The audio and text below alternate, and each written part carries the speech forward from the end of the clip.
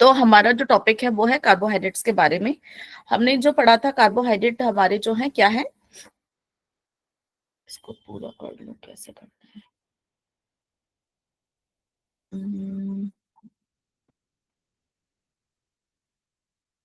पूरा करने के लिए इसको क्या करना पड़ेगा।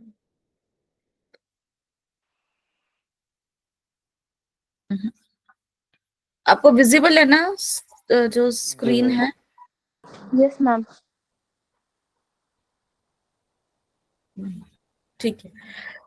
तो कार्बोहाइड्रेट्स और जो हमारे मैक्रोन्यूट्रिएंट्स हैं, जो कि हमारे जो तीन मुख्य रूप से जो हमारे मैक्रोन्यूट्रिएंट्स होते हैं, उसमें से हमारा जो है इम्पोर्टेंट होता है कार्बोहाइड्रेट है, और बाकी दोनों कौन से हमारे फैट और प्रोटीन, और जिनमें इनका मुख्य काम क्या है, एनर्जी को देना।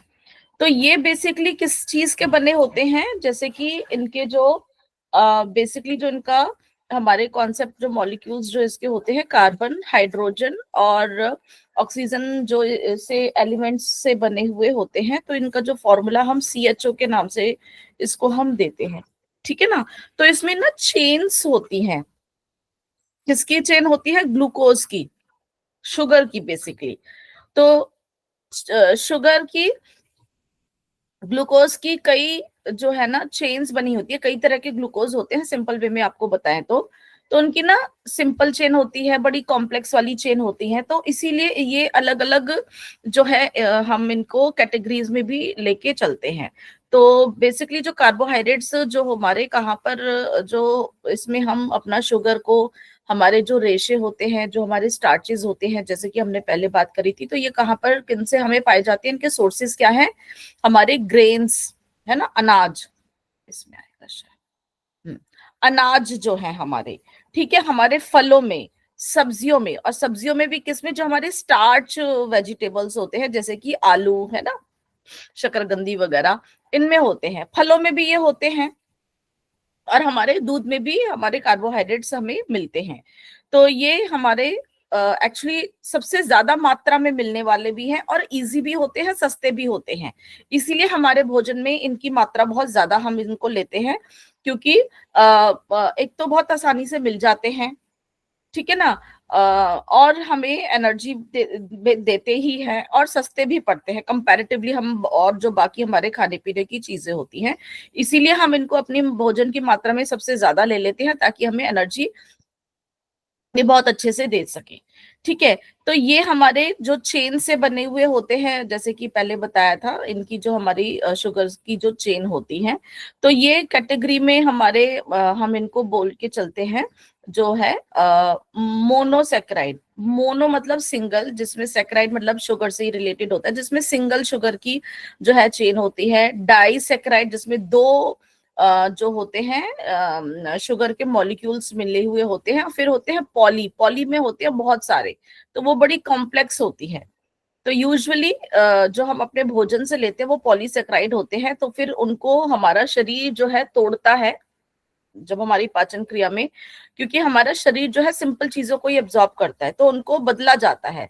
और जो भी हमारे फिर भोजन से हमें जो शुगर प्राप्त होती रहती है, जो कार्बोहाइड्रेट के माध्यम से, तो वो तुरंत एनर्जी बना देती है, लेकिन जो एक्स्ट्रा होता है वो हमारे शरीर में जाकर इकट्ठा हो जाता है। तो ग्लूकोज की फॉर्म बदल जाती है, ग्लाइकोजन में हो जाता है, जैसे कि हमने पहले बताया था, हमारे लिवर में और हमारी मांसपेशियों में वो जाके जो है इकट्ठा होता रहता है। ओके। तो टाइप्स में यहाँ पर नहीं है, लेकिन हमारे जो होते हैं फंक्शंस में कर देती हूँ। बाकी मोनोसेक्राइड, डाइसेक्राइड जो मैंने बताया, मोनोसेक्राइड सबसे सिंपल हमारी शुगर की फॉर्म होती है, जिसमें कि कहेंगे कि हमारी जो सबसे स्मॉलर यूनिट होता है, सबसे छोटी इकाई होती है, जो कि बहुत इजीली हमारे शरीर के अंदर घुल जाती है, उसको मिल जाती है, हमारे शरीर में इजीली रम जाती है।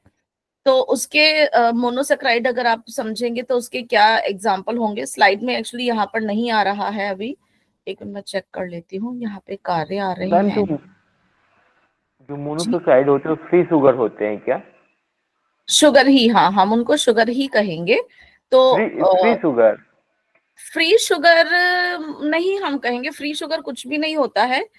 सब जो है होता है उनके कुछ ना कुछ एलिमेंट से ही बना हुआ होता है।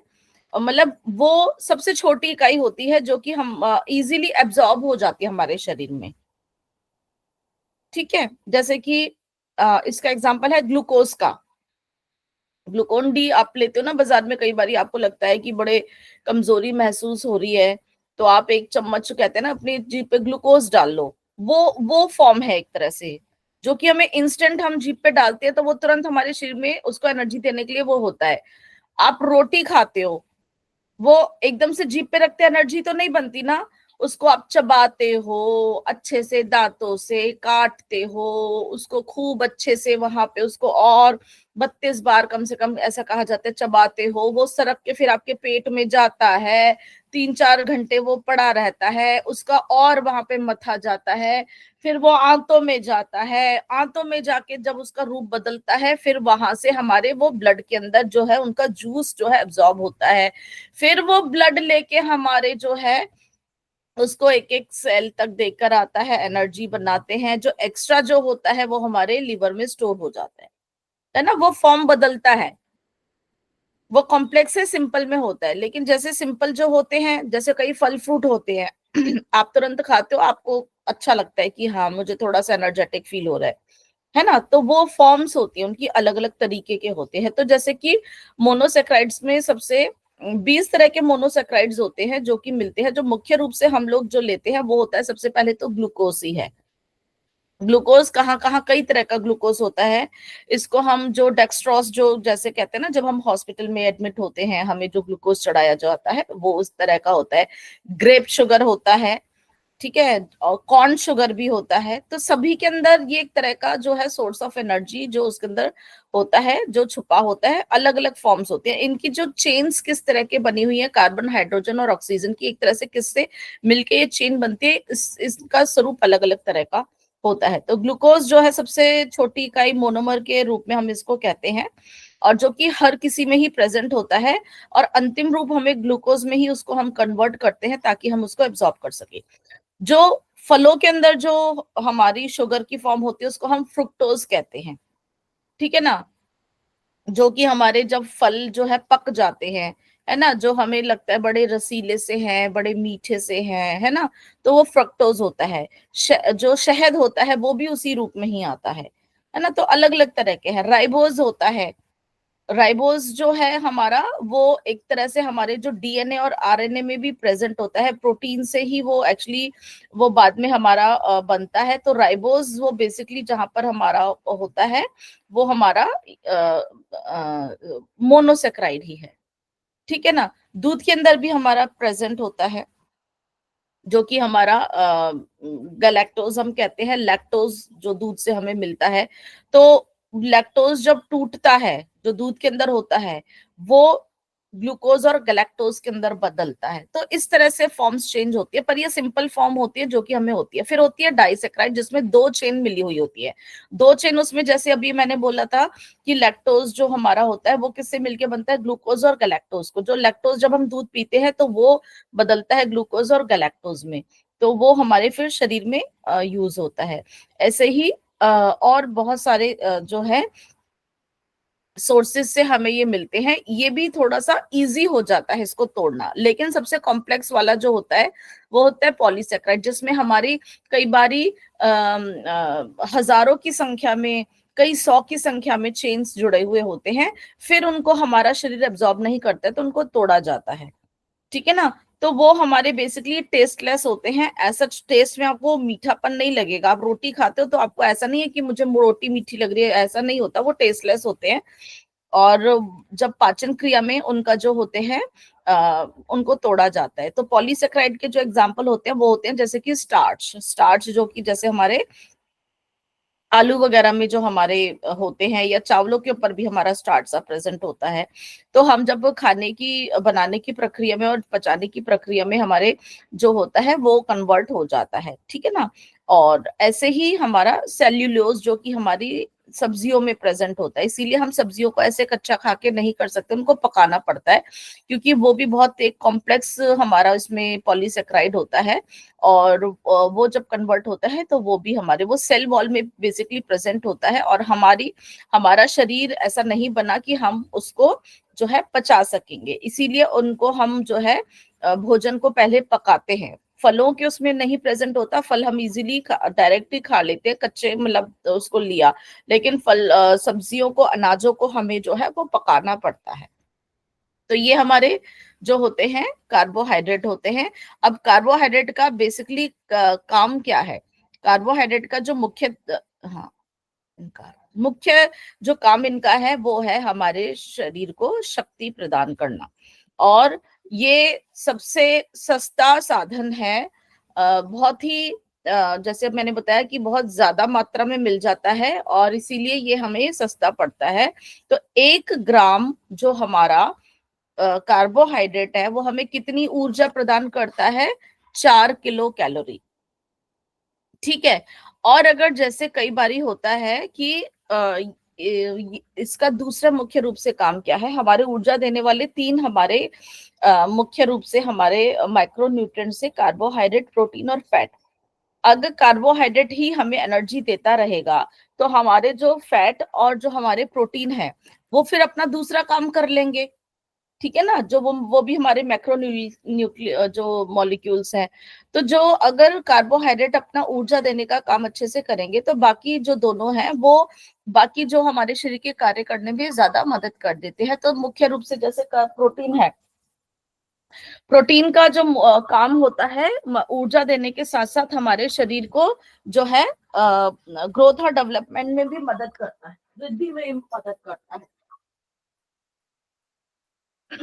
तो हमारे शरीर की जो वृद्धि होती है, जो डेवलपमेंट होती है, जो ग्रोथ होती है, वो प्रोटीन भी काम करता है।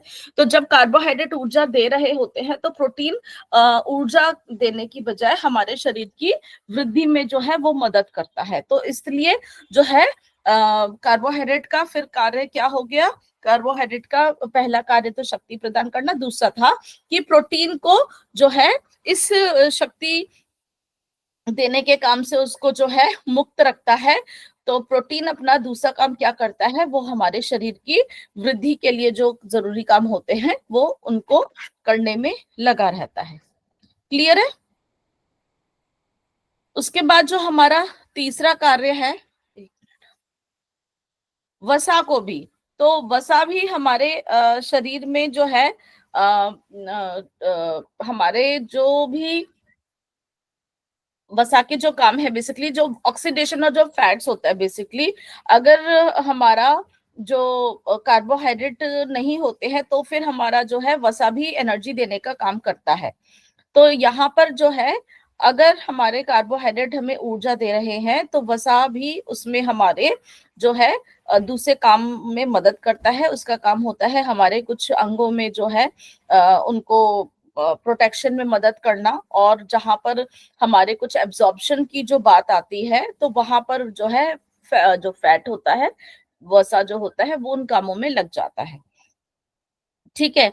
उसके बाद होता है हमारे मसल्स में भी ये काम करता है हमारे कार्बोहाइड्रेट, क्योंकि जब हम कोई भी शारीरिक काम करते हैं जो कि एनर्जी हमें मिलती है मुख्य रूप से हमारी मसल्स को जो कार्य होता है। अभी मैं कोई बहुत बड़ा काम नहीं करी, लेकिन अभी भी मैं जो मेरा मैं बोल रही हूँ तो बोलने में मेरी जो मसल्स की जो एक्टिविटी हो रही है, तो वहां पर भी इसका मतलब जो है काम जो हो रहा है कार्बोहाइड्रेट के माध्यम से ही होता है।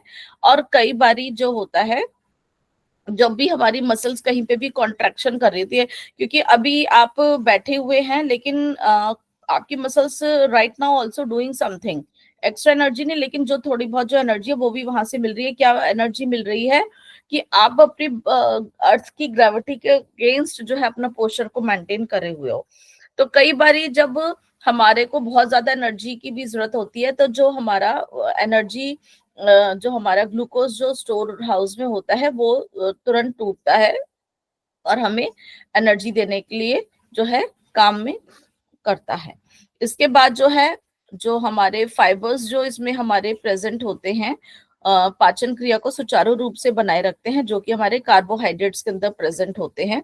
वो हमारे कब्ज से बचाते हैं, हमारे मल को जो है शरीर से बाहर निकालने में मदद करते हैं। हमारी हार्ट मसल्स की जो एक्टिविटी होती है इन्हीं से ही होती है। तो हमारे कार्बोहाइड्रेट्स का बहुत मुख्य रूप से बहुत काम है, और मेन जो है वो हम समझे हैं वो होता है हमारा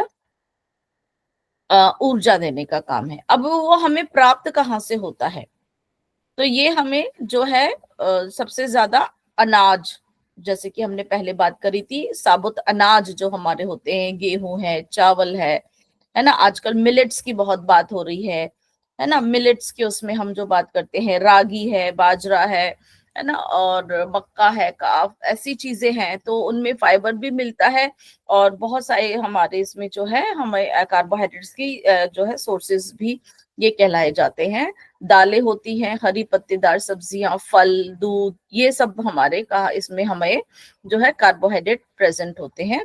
शक्कर है, चीनी है, शहद है, ठीक है ना।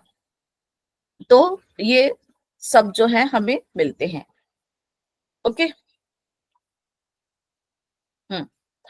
अच्छा, इससे पहले यहाँ पर इसमें नहीं है, लेकिन कार्बोहाइड्रेट्स हमने पढ़ा था, जहां तक आपको याद होगा कि वो हमारे शरीर में पचते कैसे हैं।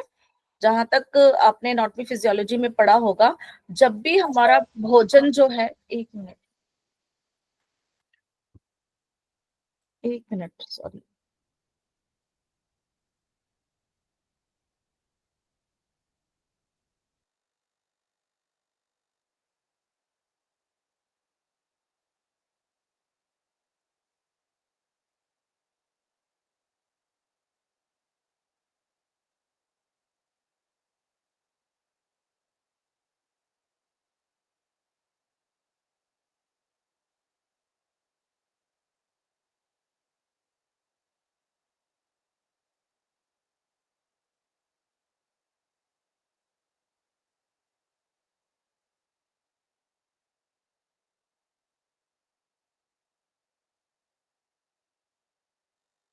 ओके। तो हमारे जब भोजन जब हमारे मुख में जाता है, तो वहां पे हमारे मुख में मिलता है सलाइवा। सलाइवा के अंदर एक एंजाइम प्रेजेंट होता है, जिसको हम बोलते हैं एंजाइम सलाइवरी अमाइलेज। वो हमारे भोजन को, जो स्टार्च जो यूजुअली जो प्रेजेंट होता है कार्बोहाइड्रेट में, उसको तोड़ना शुरू कर देता है। हमारे जो पॉलीसेक्राइड्स को जो है वो छोटे छोटे टुकड़ों में, वहीं से ही कार्बोहाइड्रेट पचाने का काम शुरू हो जाता है। फिर वो भोजन वहां से होता हुआ हमारे जब पेट में पहुंचता है, तो वहां पर जो सलाइवरी अमाइलेज इनएक्टिव हो जाता है, क्योंकि वहां पर क्या प्रेजेंट होता है हमारा, क्या प्रेजेंट होता है बताइए कोई। HCl मैम, जो ब्रेक करता है स्टमक में।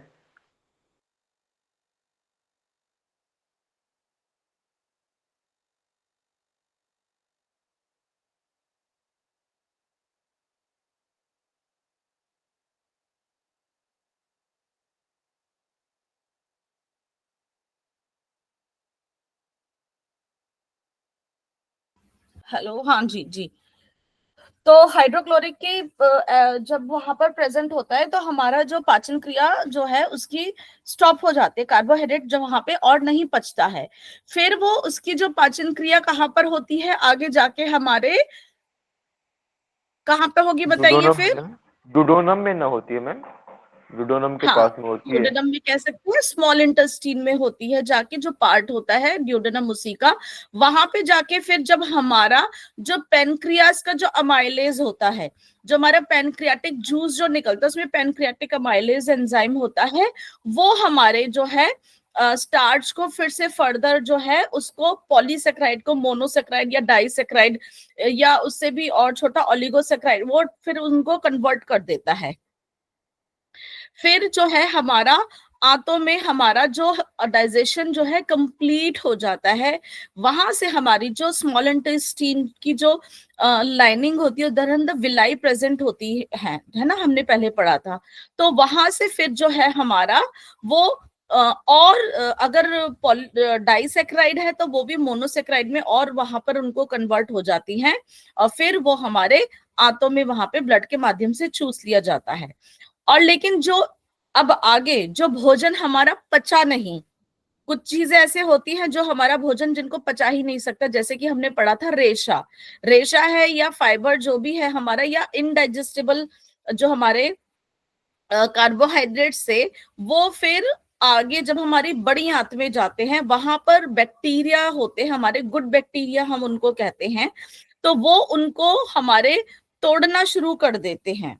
तो वो जब तोड़ते हैं तो कुछ गैस उत्पन्न होती है, और वो फिर हमारा मल के रूप में जो है वो सारा जो बेकार का भोजन है वो कन्वर्ट हो जाता है, और वो हमारे आंतों के अंदर फिर बाकी जो रेशा जो है ना, उस सभी गंदगी को लेता हुआ हमारे शरीर से बाहर निकल जाता है। तो ये कार्बोहाइड्रेट के पाचन क्रिया भी मैंने आपको इसके साथ समझाई, ठीक है ना। तो हमारा जो स्टार्च जो था उसके ऊपर सबसे पहले सलाइवा का सलाइवरी अमाइलेज ने कन्वर्ट किया, जहां पे हमारा वो कन्वर्ट हुआ है ना, पॉलीसेक्राइड से हमारा डाइसेक्राइड में, फिर वो आंतों में गया, आंतों में हमारा मोनोसेक्राइड में गया, फिर वो हमारा ब्लड के अंदर उनका एब्जॉर्प्शन हो गया। आई थिंक सो समझ गए होंगे आप सब। ये सोर्सेज भी हमने इनके बारे में पढ़ लिए। और अगर ज्यादा या कम होता है तो हम क्या समझते हैं, तो अगर कार्बोहाइड्रेट्स की कमी होगी तो हमें क्या हो जाएगा, ऊर्जा नहीं मिलेगी, है ना, हम कमजोर हो जाएंगे, हमें थकान हो जाएगी, हम कोई भी काम अच्छे से नहीं कर पाएंगे, शारीरिक और मानसिक स्तर दोनों पर ही भी हम कह सकते हैं। और अगर कार्बोहाइड्रेट्स की मात्रा ज्यादा हो जाएगी तो वो क्या होगा, वो फिर एक्स्ट्रा जो है वो क्या होता है, हमारा स्टोर होना शुरू हो जाता है। और एक्स्ट्रा जब स्टोर होता है तो वो फिर चेंज हो जाता है, पहले तो ग्लूकोज से ग्लाइकोजन में होता है, फिर वो हमारा फैट में भी कन्वर्ट होना शुरू हो जाता है। तो हमारे शरीर में वो एडिपोज टिश्यू के माध्यम से सारे में जम जाएगा, वसा जो है शरीर में इकट्ठा होना हो जाएगा, जिससे कि क्या होगा, हमें मोटापा हो जाएगा। मोटापे से क्या होगा, मोटापे के साथ साथ बहुत ही बीमारी हमें मिल जाती है, जैसे डायबिटीज है, हाई बीपी है ना, ये सब जो चीजें हैं वो हमें एक के साथ एक मिलनी शुरू हो जाती है। तो ये हमारे कार्बोहाइड्रेट के बारे में आज बात थी। यहाँ पे फिर से सोर्सेज आ रहे हैं जो कि हमने अभी देखा था, मोनोसेक्राइड, है ना, मोनोसेक्राइड मैंने बताया था, उसमें सबसे पहले हमारा जैसे होता है ग्लूकोज, ग्लूकोज कहाँ से मिलता है हमें, फ्रूट से मिलता है, हनी से मिलता है, कॉर्न सिरप से मिलता है। फ्रुक्टोज कहाँ से मिलेगा, हमें फ्रूट से मिलेगा और हनी से मिलेगा। गैलेक्टोज मैंने बताया था वो हमें कहाँ से मिलता है, मिल्क से मिलता है। फिर होता है डाइसेक्राइड, डाइसेक्राइड में दो चेन होती है हमारी, तो वहां पर जो सुक्रोज होता है, जैसे कि हमारा केन शुगर या हमारा बीट शुगर, वहां से होता है। लैक्टोज में हमारा ग्लूकोज प्लस गैलेक्टोज होता है, तो वो मिल्क और मिल्क प्रोडक्ट से हमें मिलता है। माल्टोज जो भी हमारे माल्ट प्रोडक्ट्स होते हैं, यूजुअली जो हमारे कुछ अनाजों से ही वो होता है। फिर पॉलीसेक्राइड, पॉलीसेक्राइड में जो होते हैं स्टार्च या डेक्स्ट्रिन, जो कि हमें अनाजों से और हमारे दालों से प्राप्त होते हैं। ग्लाइकोजन हमें जो है जो मीट वगैरह नॉन वेज जो होते हैं उनसे प्राप्त होता है। सेल्यूलोज जो होता है वो बाहर का छिलका होता है, जो एक जैसे बीज का बाहर का छिलका, या जो पत्तेदार सब्जियां पत्तियों में होता है, और पेक्टिन जो कुछ फलों के जो छिलके के या उसके अंदर भी रेशो के उसमें प्रेजेंट होता है। तो ये हमारे कार्बोहाइड्रेट के बारे में आज चर्चा रही। आगे का मैं ले लूं या कल करना चाहेंगे, अभी तो समय है हमारे पास। कर लीजिए मैम, कंटिन्यू। अभी इसमें आपको कुछ डाउट है, क्वेश्चंस पूछने हैं तो मुझे आपको पहले बताइए।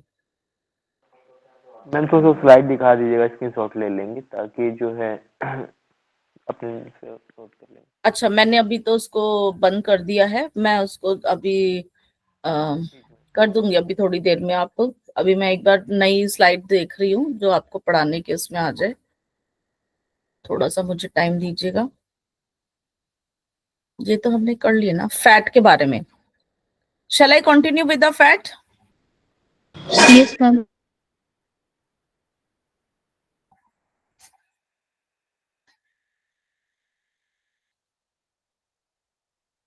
देखिए आपको दिखाई दे रही है ठीक से? जी मैम।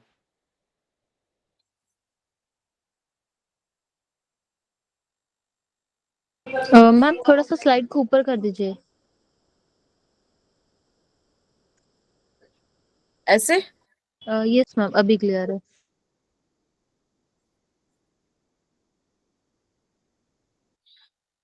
तो फैट क्या है? फैट को हम लिपिड भी कहते हैं। एक तरह का हमारा लिपिड होता है, वसा होता है। ये एक्चुअली उन मॉलिक्यूल से बना हुआ होता है जो पानी में घुलते ही नहीं है। ये पानी में घुलनशील नहीं होते हैं। इनको हम हाइड्रोफोबिक भी बोलते हैं। फोबिक मतलब फोबिया, पानी से इनको डर लगता है, पानी में नहीं घुलते ये, ठीक है। और ये भी हमारे जो है हाइड्रोकार्बन चेन से ही बने हुए होते हैं। वसा हमारे शरीर का भी सबसे मुख्य अंग है। ये काफी जो है चीजों के साथ जो है काम करता है। इसकी भी जो है बहुत जगह ये प्रेजेंट होता है, बहुत तरीकों जगह से ये हमें जो है मिलता है। तो ये चिकनाई वाले पदार्थ होते हैं, ठीक है।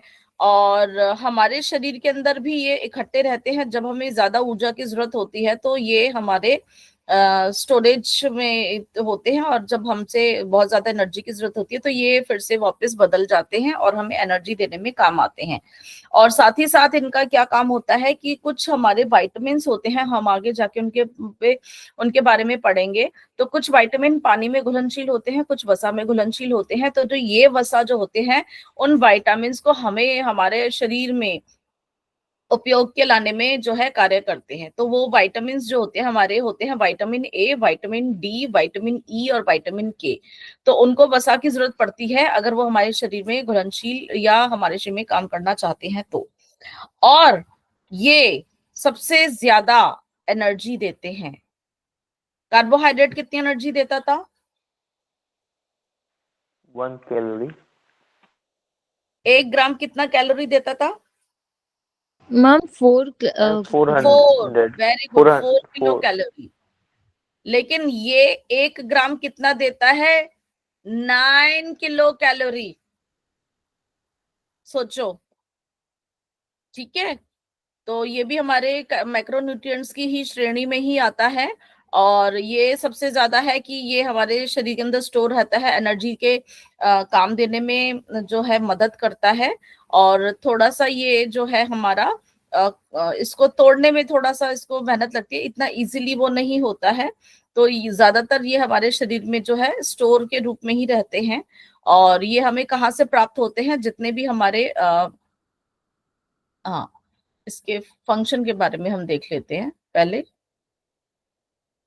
जो इनके फंक्शन है, सॉरी फंक्शन ही है। सबसे पहला क्या फंक्शन है? हमें ये एनर्जी देने में काम करता है, ठीक है ना। जैसे कि अभी हम देख ही रहे थे, जो भी हमें ऊर्जा चाहिए होती है वो हमारा जो है फैट हमें प्रदान करते हैं। साथ ही साथ अभी मैंने जैसे बात करी थी फैट सॉल्युबल विटामिन्स।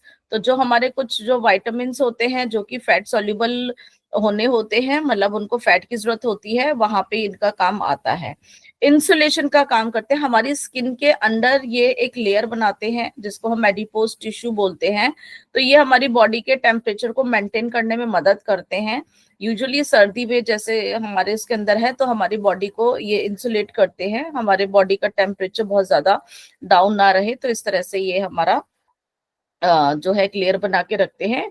और इंसुलेशन के साथ साथ ये हमारी बॉडी की प्रोटेक्शन भी करते हैं। जितने भी हमारे अंदर के ऑर्गन्स हैं तो ये उनके जो है कवरिंग की तरह काम करते हैं, ताकि उनको कोई झटका ना लगे। ये शॉक एब्जॉर्बर का काम करते हैं, उनको कोई भी बाहर से कोई भी आघात ना पहुंचे।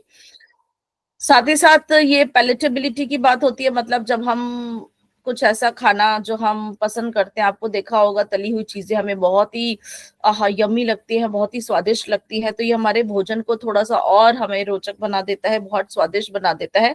ये थोड़ा सा हमारे उसको और टेस्टी बना देता है कि पूरी, पराठे, पकौड़े ये सब है ना, ये हम थोड़ा सा पसंद करके खाते हैं। और साथ ही साथ ये जो है थोड़ा सा ही आप खा लेते हो, देखो आपको डाइजेशन में टाइम लगता है।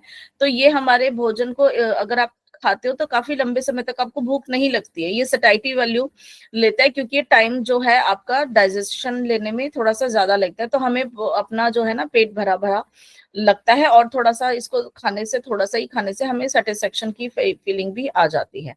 तो सोर्सेज क्या हैं इसके? 2 तरह के सोर्सेज है हमारे, एनिमल सोर्सेज होते हैं और हमारे वेजिटेबल सोर्सेज होते हैं। तो जो हमारे वेजिटेबल सोर्सेज जो होते हैं वो हमारे ज्यादातर जो हमारे बीज जो होते हैं, ठीक है ना, उनसे जो है उनमें के अंदर हमारा जो है तेल रहता है, वसा रहता है, तेल रहता है, तो वो हम उधर से ही ये जो है प्राप्त करते हैं। तो वो जो वेजिटेबल कुकिंग ऑयल्स जो होते हैं वनस्पतियों से जो है ना, जैसे कि आप सरसों का तेल लेते हो, सरसों के बीज में वो तेल छुपा होता है, उनको आजकल कोल्ड प्रेस्ड ऑयल्स का बहुत आ चुका है, उनके जो है तेल निकाला जाता है। तिल के अंदर होता है जैसे है ना नट्स जो हमारे हैं, जैसे मूंगफली का है, और हमारे बादाम का भी जैसे तेल निकलता है, सोयाबीन का भी रहता है, तो ये कोकोनट का, कॉटन सीड का, तो यूजुअली इनसे हम जो भी तो हमारा जो तेल निकलता है, जो वसा हमें ये प्राप्त होता है फॉर्म इसका, ये हमारे वेजिटेबल सोर्सेज होते हैं। एनिमल सोर्सेज में हमें दूध, दूध से बनी चीजों से जो एग का योक पार्ट जो होता है, ठीक है, फिर जो है फिश है, या हमारा फिश लिवर ऑयल बेसिकली बहुत ही फेमस है कि कॉड लिवर ऑयल हम उसको बोलते हैं। तो घी, मक्खन, ये सब चीजें जो होती हैं, क्योंकि दूध जो है हमें एनिमल से ही प्राप्त होता है, तो दूध से बनी हुई चीजों से जो भी होता है ये हमारे एनिमल सोर्सेज होते हैं। और बाकी जो कुछ हम जो नॉन वेज आइटम्स होते हैं, मीट वगैरह होता है, उनके अंदर भी ये जो है प्रेजेंट होता है। तो ये हमारे सोर्सेज होते हैं। अब फैट का जो है ज्यादा या कम होने से क्या नुकसान होता है? तो अगर कम होगा तो ये हमारे शरीर के अंदर जो है, अगर कम ज्यादा ही कम होगा तो हमें एनर्जी की पूर्ति नहीं हो पाएगी। तो अगर लंबे समय तक रहेगा तो हम जो है वजन कम हो जाएगा, एनर्जी करने लायक थकान रहेगी, कोई भी कार्य करने की क्षमता हमारे में नहीं होगी। इसकी कमी की वजह से हो सकता है कुछ विटामिन जो होते हैं वो हमारे शरीर में अच्छे से काम ना करें, जो कि हमारे फैट सॉल्युबल विटामिन होते हैं, क्योंकि उनकी प्रेजेंस के लिए फैट का होना बहुत आवश्यक है। ज्यादा होगा तो क्या होगा? ऑब्वियसली हमारा वजन बढ़ जाएगा, क्योंकि वो एक्सेस में जब इकट्ठा होते रहेंगे तो वो हमारे को एक कवरिंग दे देते हैं, वो चेंज नहीं होते हैं, और फिर मोटापा हमें आ जाता है। ये स्लाइड बहुत छोटी है, not able to see. Okay, ये देख लेते हैं। तो ये फैट जो होते हैं कई प्रकार के होते हैं, उसकी ये बात की गई है।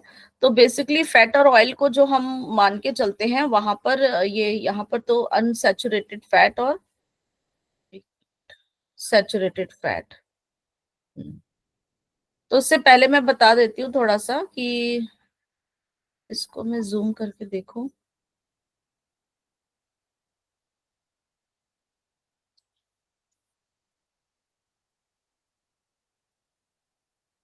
क्या आप देख पा रहे हैं इसको? ये टाइप्स ही हैं। जी मैम। हाँ, बहुत ही महीन है। कोई बात नहीं, वो अनसैचुरेटेड फैट के मॉलिक्यूल्स को हम बेसिकली ट्राइग्लिसराइड्स बोलते हैं, या ट्राई एकाइल ग्लिसरॉल बोलते हैं। कॉमन लैंग्वेज में हम ट्राइग्लिसराइड बोलते हैं, वो नॉर्मली आपने सुनी होगी। तो ट्राइग्लिसराइड में क्या होता है कि बेसिकली ट्राई, ट्राई मतलब तीन, तीन जो होते हैं हमारे इसमें तीन हमारे जो ग्लिसरॉल के मॉलिक्यूल्स, जो ग्लिसरॉल का मॉलिक्यूल होता है उसके साथ तीन जो हमारे फैटी एसिड जुड़े हुए होते हैं। ठीक है, तीन फैटी एसिड हमारा एक ग्लिसरॉल का मॉलिक्यूल होता है, उसके साथ जुड़े हुए होते हैं, इसलिए इनका नाम हो जाता है ट्राइग्लिसराइड। ये मिलके ना एक बहुत ही कॉम्प्लेक्स चेन बना देते हैं। इसीलिए जब भी आप कोई फैटी चीज खाते हो ना, तो आपको डाइजेशन में टाइम लगता है कि वो कॉम्प्लेक्स जो चेन बन जाती है, तो वो टूटने में जो है बड़ी मुश्किल से मुश्किल होती है उसको तोड़ने में। तो आप जब भी कुछ ऐसे हैवी खाना खाते हो तो आपको काफी देर तक तो अरे भाई मेरा पेट भर गया, नहीं नहीं आज अब तो दोपहर में इतना खा लिया, अब शाम को तो भाई कुछ नहीं खाएंगे। ठीक है, क्योंकि हमारे जो उसको तोड़ने में हमारे पेट को बहुत काम करना पड़ता है, हमारे पाचन क्रिया को काफी समय लेना पड़ता है। तो अब कितने तरह के हमारे फैट होते हैं वो इसी चेन के ऊपर भी हम बात करते आधारित होते हैं। पहली है अनसैचुरेटेड फैट। अनसैचुरेटेड फैट जो बेसिकली अगर हम समझेंगे, ये अगर हम नॉर्मल रूम टेम्परेचर पे देखेंगे तो ये लिक्विड रहते हैं, ये जमते नहीं है। तो ये यूजुअली कहाँ से प्राप्त होते हैं? ये प्राप्त होते हैं पेड़ पौधों से। ठीक है, जो एक मिनट मुझे क्या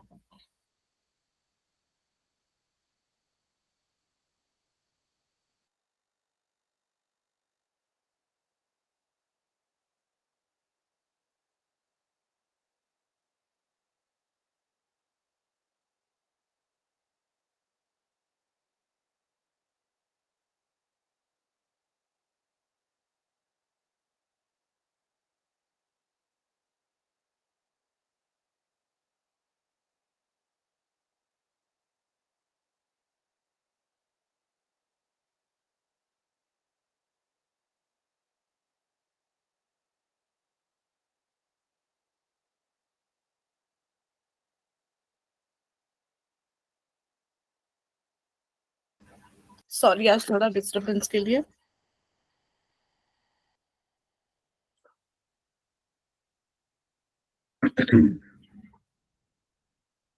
एक मिनट में पानी पी लूं क्या?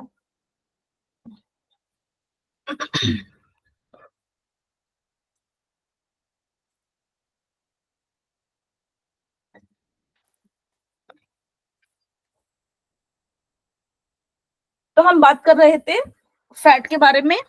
फैट कितने प्रकार के होते हैं? पहले तो हमने देखा था फैट की जो चेन होती है हम उसको ट्राइग्लिसराइड के रूप में मानते हैं।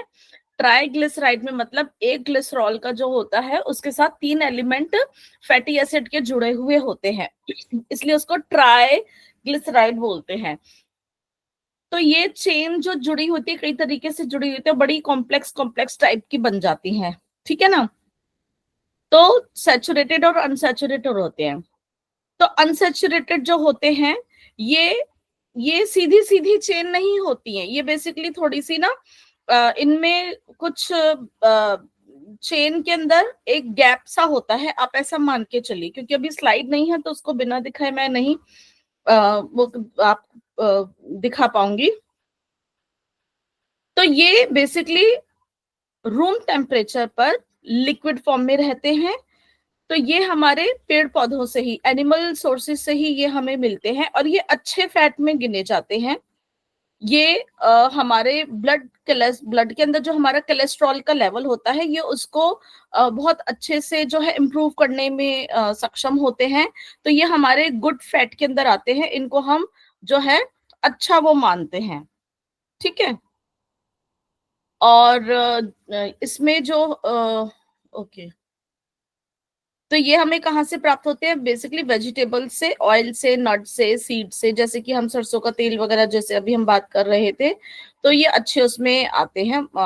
और इसमें जो मोनो जो सैचुरेटेड फैट होते हैं, जो कि मतलब सिंपल वाला जो हमारा वो रहता है, वो हमारे उसमें ज्यादा ये पाए जाते हैं। तो कहाँ से है? हमारा ऑलिव का, पीनट का, कैनोला ऑयल्स जो होते हैं, एवोकाडोस के अंदर प्रेजेंट होता है। हमारे जो नट्स जो होते हैं जैसे कि बादाम है, हेजलनट, ये पीकेंस, तो ये बाहर विदेश के ही हैं पर आजकल इंडिया में भी मिलने लग गए हैं।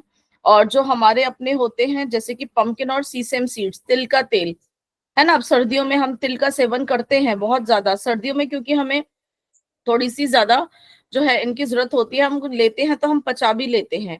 पंपकिन सीड बहुत बहुत ही बेहतरीन जो सोर्सेज है कि हमें अपने खाने में इसका प्रयोग करना चाहिए। तो जो पॉली अनसैचुरेटेड फैट होते हैं उसके अंदर ये बहुत ही हाई उसमें होते हैं, जो कि हमारा सनफ्लावर है, कॉर्न ऑयल होता है, सोयाबीन का तेल है, फ्लैक्स सीड्स ऑयल है, वॉलनट्स है, जो हमारे अखरोट हैं, फ्लैक्स सीड्स हैं, अलसी के बीज, हमारा फिश कॉड लिवर ऑयल है ना। आपने पहले एक कंपनी आती थी 7 सीज में, हमें बचपन में तो हमें बहुत होते थे कि एक वो आप लेंगे, क्योंकि जो घास फूस खाने वाले हैं, बेसिकली जो मतलब वेजिटेरियंस हैं, तो एनिमल सोर्सेज हमारे को नहीं प्राप्त होते हैं, तो इनके माध्यम से जो है हम ले लेते हैं। तो कैनेला ऑयल जो है हमारा वो मोनो सैचुरेटेड फैट में है, तो ये हमारे अच्छे सोर्सेज में आते हैं। तो इनके अंदर प्रेजेंट हमारा ओमेगा 3 जो होता है पॉली अनसैचुरेटेड फैट होता है, जो कि हमारे लिए हमारे ब्लड कोलेस्ट्रॉल को कंट्रोल करने के लिए बहुत ही अच्छा रहता है। अब है हमारे सैचुरेटेड फैट। सैचुरेटेड फैट जो होते हैं यूजुअली सॉलिड हो जाते हैं टेम्परेचर पे, रूम टेम्परेचर पे, इनको सॉलिड फैट भी इसीलिए कहा जाता है। और ये हमारे थोड़ा सा हेल्थ रिस्क को बढ़ाने में इनका योगदान रहता है। और ये बेसिकली कहाँ से मिलते हैं? जैसे है मक्खन है ना, हमारे ये केक कुकीज वगैरह ये सब, इन सब में ज्यादा यूज होता है। घी है, आप देखा होगा घी जो है जमना शुरू हो गया, देसी घी जो हम लोग करते हैं।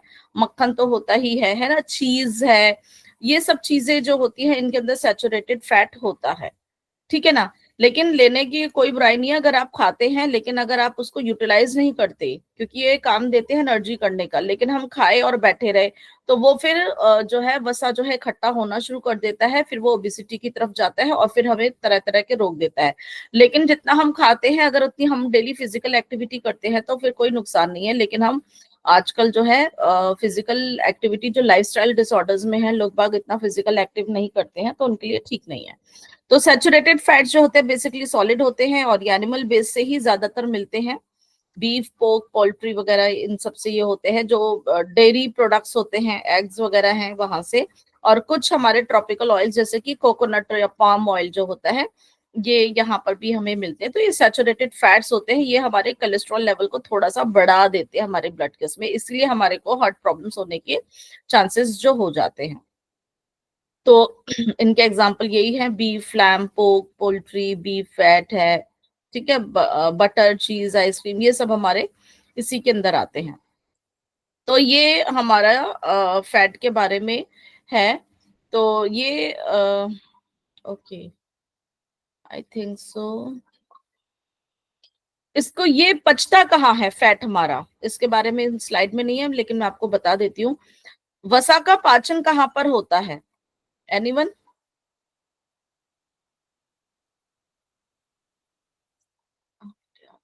कोई बताएंगे? प्रोटीन हम अगली क्लास में करेंगे। वसा का जो पाचन है, जब हम खाना खाते हैं, अपने मुंह में डालते हैं, जब हम चबाते हैं, सलाइवा, सलाइवा के अंदर ही वहां पर भी हमारा जो है वसा का पाचन जो है शुरू हो जाता है। क्योंकि सलाइवा के अंदर हमारा एक एंजाइम प्रेजेंट होता है जिसको हम लिंगुअल लाइपेज बोलते हैं। वहां पे भी वो हमारा वसा का पाचन करना शुरू कर देते हैं। फिर वो जाता है हमारे पेट में, वहां पे मिक्सिंग होती है, चर्निंग होती है, और फिर हमारा जो है गैस्ट्रिक लाइपेज प्रेजेंट होता है हमारे पेट में। वहां पर भी डाइजेशन उसका जो कम होता है, बहुत अच्छे से नहीं, लेकिन वो करना हल्का फुल्का शुरू कर देता है। फिर हमारा मुख्य रूप से होता है छोटी आंत में, छोटी आंत में भी डियोडेनम में, क्योंकि वहां पर हमारे लिवर से निकलता है बाइल, जो कि इकट्ठा होता रहता है गॉल ब्लैडर में। जब हम बहुत ज्यादा मात्रा में कुछ ऐसा तला हुआ भोजन करते हैं तो गॉल ब्लैडर में जो एकत्रित होता है, क्योंकि गॉल ब्लैडर इकट्ठा नहीं, लीवर इकट्ठा नहीं करता है, लीवर सिर्फ बाइल बनाता है, इकट्ठा होता है गॉल ब्लैडर में। तो गॉल ब्लैडर एकदम से वो फिर निकालता है बाइल की, अरे भैया इसने तो आज बहुत ही गरिष्ठ भोजन करा हुआ है, इसे तो ज्यादा बाइल की जरूरत है। तो वहां से वो बाइल निकलता है, हमारी छोटी आंत डियोडेनम में जाता है, और फिर हमारे पैनक्रियास से भी हमारा जो है पैनक्रियाटिक लाइपेज निकलता है। वो दोनों मिलके हमारे फैट का जो है यहाँ पर उसका पाचन करने में मदद करते हैं, उसको मिसलीज में बना देते हैं। जैसे आपने देखा होता है ना, पानी के ऊपर छोटी छोटी पानी जो होती है बूंदे तैर रही होती हैं वसा की। जैसे आप खाना बनाते हो, जब होता है ना थोड़ा बहुत घी ऊपर हल्का हल्का सा होता है, तो इस तरह से उनको मिसलीज में वो कन्वर्ट कर देते हैं, और फिर वो आगे जाके हमारे आंतों में से एब्जॉर्प्शन उनका हो जाता है। सिंपलेस्ट फॉर्म में जब वो कन्वर्ट हो जाते हैं, फैटी एसिड जो सिंपलेस्ट उसकी जो फॉर्म होती है उसमें कन्वर्ट हो जाते हैं, और फिर जाके हमारे शरीर के अंदर उनका एब्जॉर्प्शन हो जाता है। तो ये हमारे फैट का एब्जॉर्प्शन के बारे में है। ठीक है, क्लियर है? अभी किसी जी को मैम। कोई प्रश्न? Yes ma'am. जी बताइए। मैम स्लाइबा जो मुख में पाचन होता है वो कौन से स्लाइबा से होता है, थोड़ा सा बस ये बता दीजिएगा। क्या क्या? कौन से एंजाइम, जो आपने बोला कि फैट का पाचन जो है मुख में स्टार्ट हो जाता है, तो कौन से एंजाइम से मैम होता है जो हाँ, स्लाइबा वो स्लाइबा हमारा जनरेट करता है? सलाइवा का, उसके अंदर हमारा बहुत कम मात्रा का होता है, लेकिन होता है। मुख्य रूप से तो हमारा बाइल में ही जाके करता है, बहुत ही लिमिटेड में ही होता है। हमारा जो होता है लिंगुअल लाइपेज हम बोलते हैं। लिंगुअल तो मतलब आपका टंग से या माउथ से रिलेटेड आप कह सकते हो, और फिर हमारा पेट में जो होता है वो गैस्ट्रिक, गैस्ट्रिक लाइपेज।